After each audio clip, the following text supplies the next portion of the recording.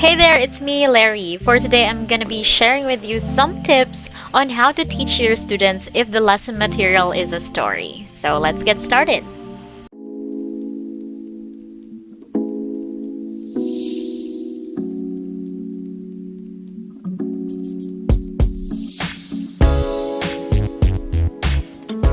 Kasi sa demo, di ba may times na story yung lesson material. And then you just have to download the material here. Once you've read the manual, you'd be able to be guided on how to go about the demo lesson. Alright, so you just have to click the link here.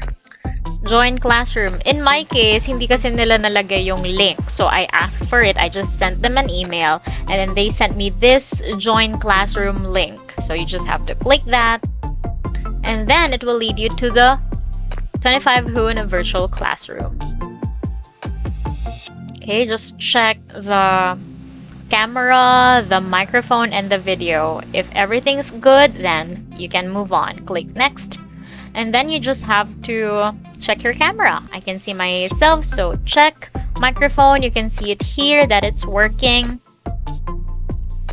So you have to check that too. For the speakers check, you won't be able to tick it unless you already click this test sound.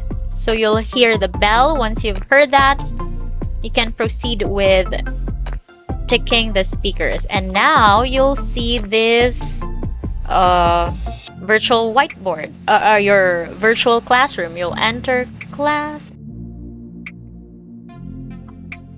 Okay, so this is it. So this is what you would see here. You'd see your camera here. Your student will be here, right at the bottom part. And then, kumbaga, ito yung whiteboard mo. You can write anything here and the student would see that. Kung ano mo yung sinusulat mo. And then you can just erase it. You can use the tools. As I've mentioned, you can check the demo lesson video that I made involving kung paano i-utilize itong mga tools na to. But for now, I'll just be discussing how you teach lesson material when it's a story. Kasi usually, di ba, the typical ones are like this. So you have the keyword, you have sample sentence, that's easy. But then, a lot of you have been asking me kung paano ba kapag story yung ituturo. So this is just what I do. So I go to my folders. Ayan, so na-download ko na yung file. It's here. I want to. This is a type of story.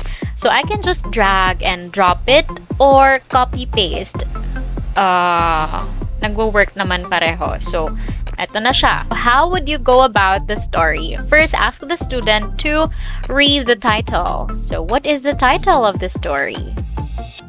And then, proceed. You can also ask the student, what can you see in the picture? Girl, teddy bear. And then ask the student to answer in a complete sentence. I can see a girl and a teddy bear. Yun yung magiging sagot ng student. Tapos, ayan. So, this is the first page of the story. I want to crawl.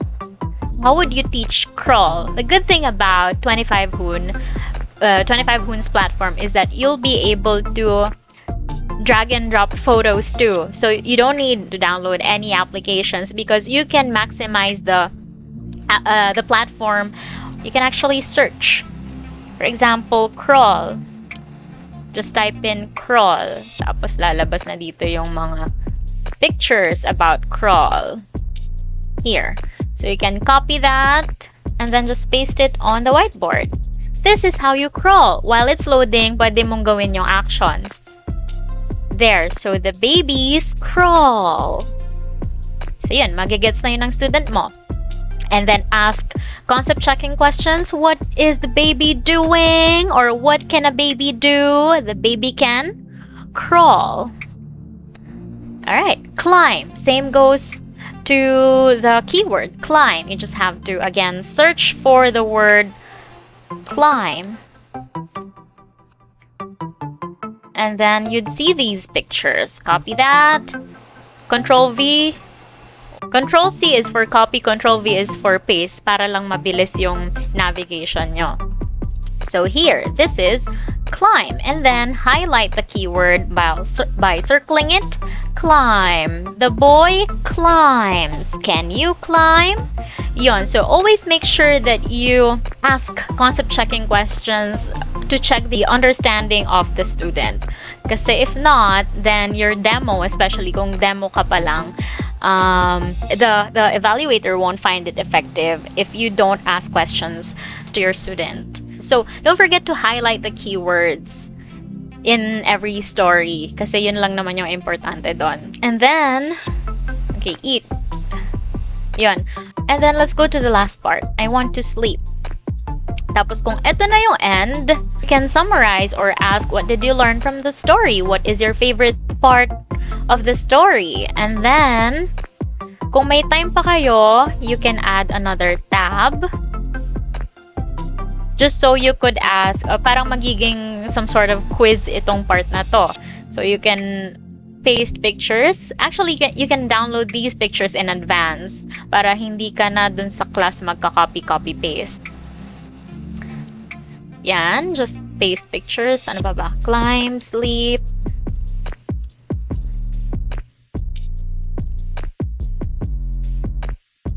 Ayan. Sleep. It's very easy talaga to navigate the platform. You just have to get used to it. And then you can paste some more, but then this is just to give you a brief of how to go about it. So yeah, and then put underlines. You can use shapes to draw some lines. And then ask your student kung medyo advanced na siya, pwede mong i-ask yung student to type the word. If not, you can just write it yourself. So this is climb. Just ask the student, how do you spell climb? And then you can make the text bigger by just dragging it like that. This is sleep. Yon, bigay lang kayo ng clue, parang ganyan. It's important that you involve TPR, total physical response, for the student to further analyze the word or mas madali niyang matandaan. Sleep, make it bigger. And then you can play games too kung may time pa kayo. You can do the actions and then let the student say what action you are doing. For example, ganyan or ganyan, crawl. So yan. Also pala, you have to wait. For example, the student mispronounced a word. You can underline the mispronounced word after reading the page. Kunyari, marami pa ditong words, right? But then the student wasn't able to correctly pronounce the word sleep. You can circle it, you can underline it, and then right after matapos magbasa ng student, just ask him, what is this word again? Slept. Kung sinabi ng student nyo, slept, sabihin nyo lang, okay, you can say it better this way. Sleep. Sleep. Ayun, and then ask questions about sleep. What time do you go to sleep? Yun, it's just important for you to, yun lang talaga yung hinahanap nila. Check the understanding of the student. Sa demo ha, I'm talking about the demo. You can also make use of the screen share feature of the platform. It's here.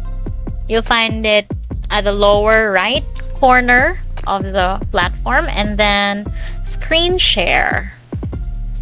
So yun, pwede mong piliin yung entire screen mo ba, yung gusto mong i-share. Ako, ito yung lagi kong pinipili. Window. It's either window or Chrome tab. If you go for Chrome tab, ito yung tabs by the way. So ito yung platform, yung virtual classroom, YouTube, sleep, and dito yung mga photos. So if I choose Chrome tab, then I can just share this one. Yan. Pwede mo rin siyang ihiwalay. Make it small so that you can still see the platform. And then, ito yung tab mo or yung window. So, yan. Pakita mo lang. Ito yung sleep. Crawl is... Ayun. Ito lang yung ayokong part. Kasi ang daming iba-ibang photos na nakikita ng student. So, it's better to copy and paste. But then, kung hindi mo siya na-download, just be specific when you search for something. say, crawling baby. So, para yun agad yung lalabas. Hindi yung mga movies about crawl. Minsan may horror pang lalabas. Yan. So, you can just show this to your student. Oh, this baby is so cute! The baby can crawl! Or sleeping baby. Just be specific on the items that you search for para hindi kung ano-ano yung lumalabas sa Google. Yun. So, you don't have to download everything. Just be creative and be efficient when you talk about the keywords and when you're trying to explain the keywords. Yun. So, nag-stop na ako ng screen share. Tapos, ito yung lalabas. Screen share interrupted. The screen share stream has been interrupted so we have closed the tab. Continue.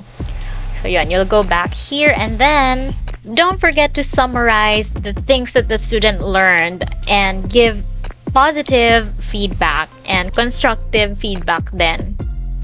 For example, here are the words that you've learned today. Sleep, crawl, want, climb,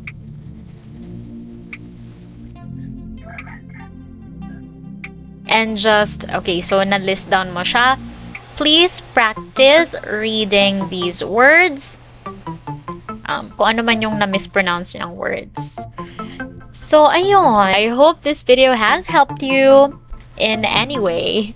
And if it did, please comment down if you have more questions about your demo, and I'll be happy to answer them for you. Don't forget to like, subscribe, and share this video if you think this would help other teachers or aspirants to get or land a job too. Let's build each other up and learn together every day. I'll see you in the next video. Bye!